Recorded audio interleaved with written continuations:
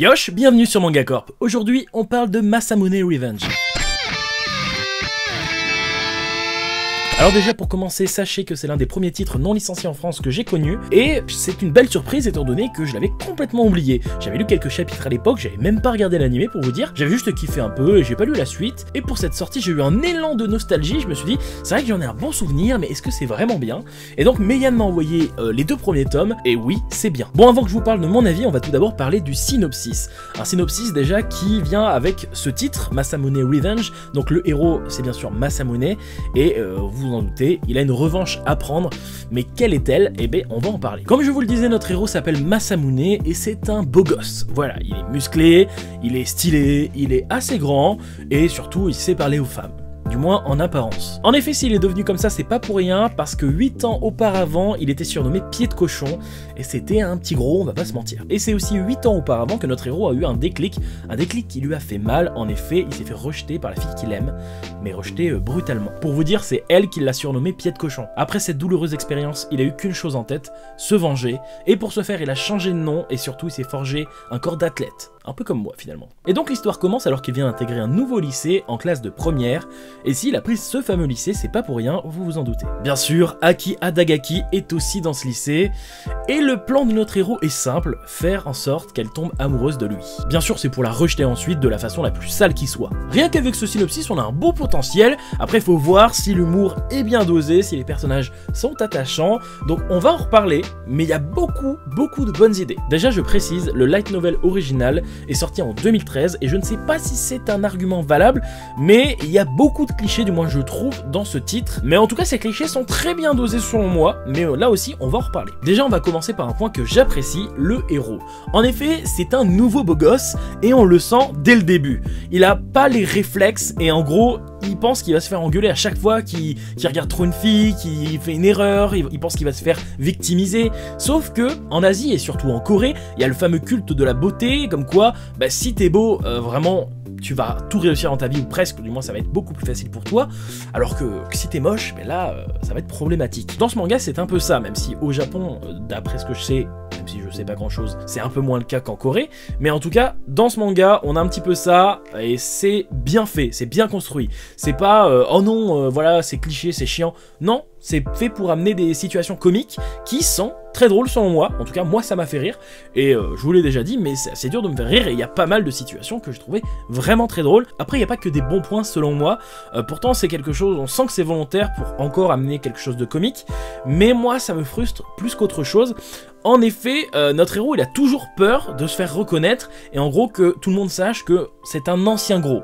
Pour lui, si les gens découvrent que c'est un ancien gros, eh bien il va se faire victimiser et tout ce qu'il a construit va être voilà, foutu en l'air et son plan va être détruit finalement. Et on va pas se mentir, c'est une connerie. Je veux dire, si t'apprends que quelqu'un a voulu changer, qu'il a réussi, qu'il est devenu comme il souhaitait, etc., bah tu vas le féliciter plutôt que dire...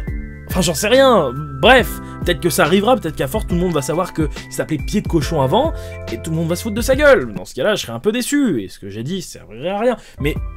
je sais pas, pour moi il a un petit peu peur pour rien, et c'est vrai que ça peut être drôle, mais moi je trouve ça plus frustrant qu'autre chose. Non, parce que des fois il va y avoir des situations, je trouve vraiment le héros intelligent, et tout ça va casser le truc en fait. Il va se dire, oh non, j'ai peur, il peut se passer ça, il va devenir un peu paranoïaque, et ça va annuler l'action, annuler la situation qui était vraiment très intéressante, et j'ai trouvé ça dommage, mais voilà, c'est un petit point négatif sur le moi, et c'est totalement personnel. Il y a aussi une mécanique que j'aime beaucoup, parce que le héros, des fois il va sortir des répliques de beau gosse, et on sait pas d'où il sort ça finalement.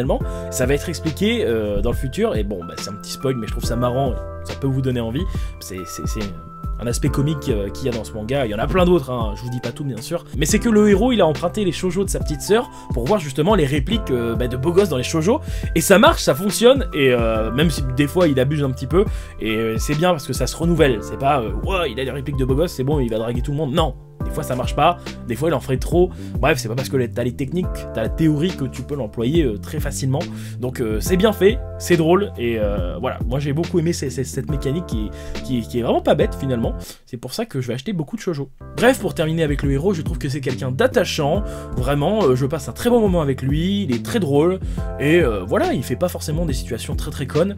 Voilà, il réfléchit, même si, bon, il y a cette cassure dont je vous ai parlé. Pour moi, ça reste du très bon. Et maintenant, on va passer au second point, les personnages secondaires. Et je reviens d'ailleurs sur cet aspect cliché dont je vous ai parlé auparavant.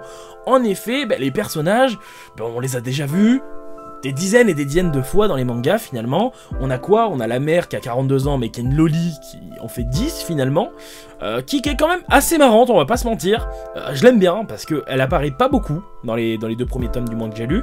C'est juste qu'elle va avoir des apparitions en mode voilà la petite maman toute gentille qui prépare des plats beaucoup trop gras pour notre héros qui ne souhaite que se muscler et ne pas prendre de poids.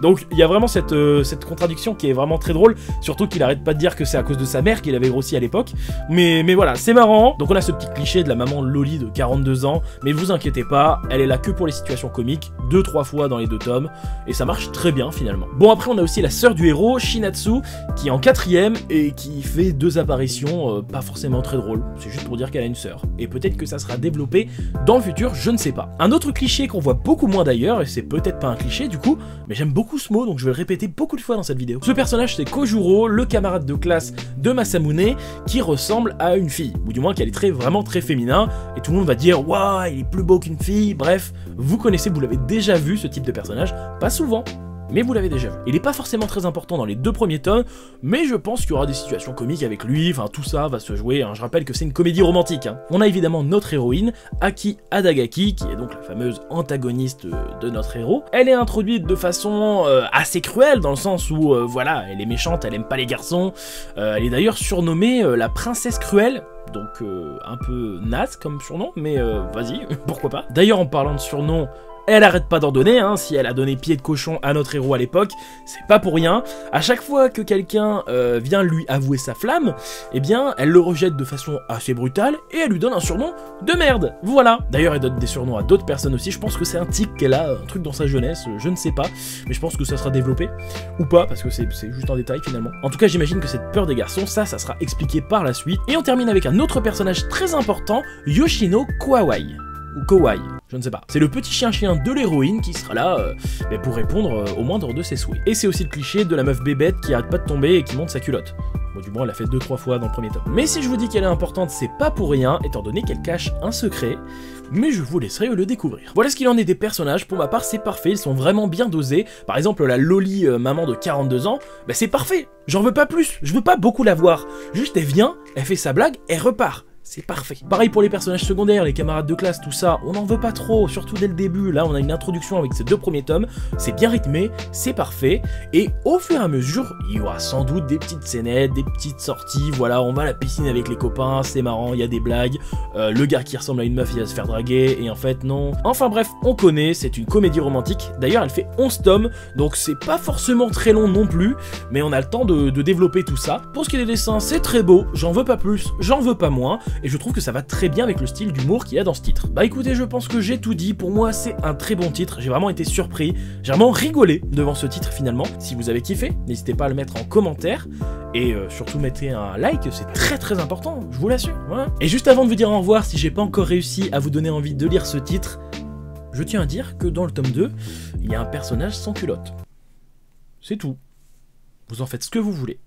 Sur ce, à bientôt sur Manga Corp. Yosh!